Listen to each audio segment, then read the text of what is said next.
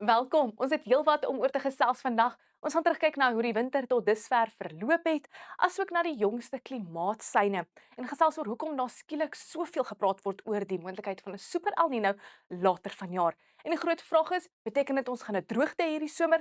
Wel, die antwoord is nie so eenvoudig nie en ek gaan vir julle wys hoekom. Kom ons begin eers deur terug te kyk na Junie en wat vir my besonder interessant is van Junie se reënval is dat sommige seisonale modelle inderdaad reg was oor die droë begin aan die winter vir die verre weste, soos ons hier op ons reënval afwykingskaart kan sien in die bruin kleure. Maar kyk net hier, meer as een afslaagweerstelsel het bo-gemiddelde reën gebring vir dele van die Kaap-provinsies, die Vrystaat en die Suid-Kaap wat 'n deur die jaar reënvalgebied is. Nog iets wat vir my uitstaan is die reën wat geval het oor die suide van Namibië en dele van Botswana. In sekere gebiede het hulle tot 6 keer hulle maandelikse gemiddelde reën ontvang. Dit mag dalk nou koud voel, maar Junie was verrassend warm. Oor groot dele van Suid-Afrika was beide die oggend- en dagtemperature bo normaal soos gesien hier agter. Ons het ook na elke provinsie se gemiddelde temperatuurafwykings gaan kyk en in die Vrystaat, Noordwes, Noord-Kaap en KwaZulu-Natal was dit hul warmste gemiddelde Junie temperatuur sedert 1979 en moontlik ooit. Een onderwerp wat tans op almal se lippe is natuurlik El Niño. Maar onthou, El Niño is nie iets wat skielik Suid-Afrika tref nie. Dit het reeds begin ontwikkel en ons bevind onsself tans in swak El Niño toestande. Dit beteken eenvoudig dat die see-oppervlaktemperature hierso oor die sentrale en oostelike Stille Oseaan warmer as normaal is. El Niño sal na verwagting deur die winter en lente voortduur en dan teen die tydperk van November 2026 tot Januarie 2027 is daar 'n 63% kans dat baie sterk El Niño toestande kan ontwikkel. Weereens, wat beteken hierdie super of baie sterk El Niño nou regtig?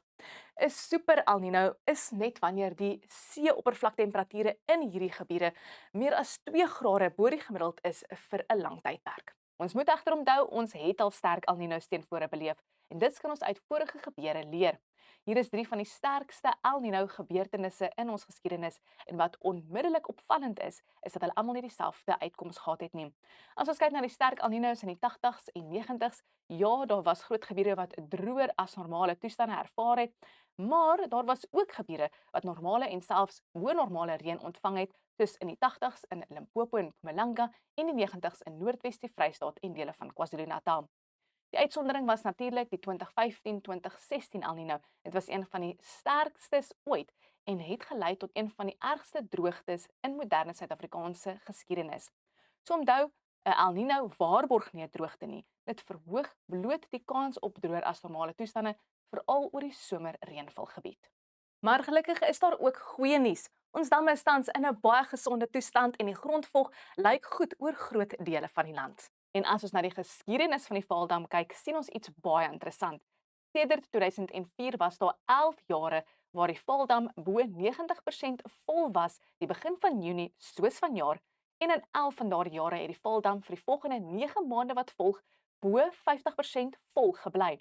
Selfs in 5 van daardie jare, soos byvoorbeeld 2018 en 23, wat El Niño seisoene was. Dit beteken nie ons kan nou ontspan nie, maar dit gee vir ons darm 'n baie beter beginpunt as wat ons voor die 2015-2016 droogte gehad het.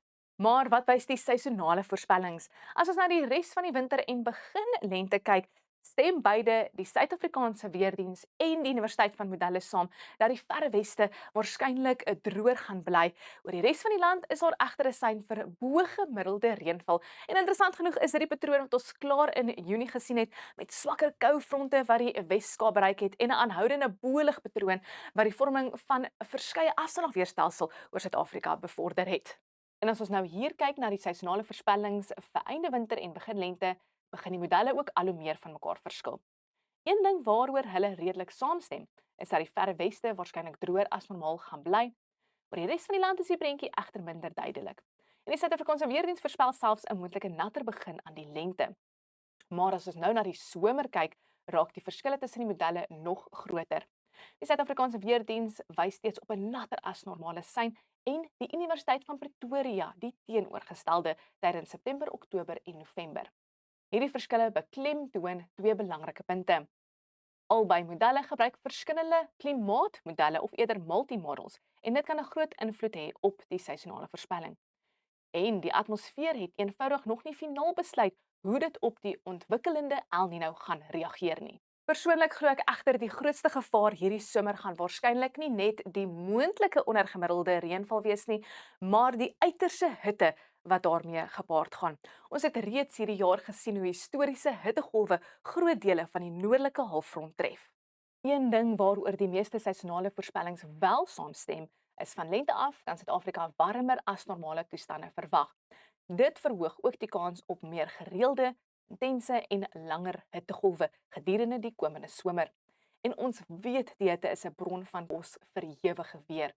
So as die storms kom, gaan hulle geïsoleerd en moontlik ewig wees. En ek sal nie verbaas wees as ons meer hailstorms ervaar hierdie lente en somer nie. So wat kan boere hieruit vat? Eerstens, moet nie op een voorspelling alleen staat maak nie.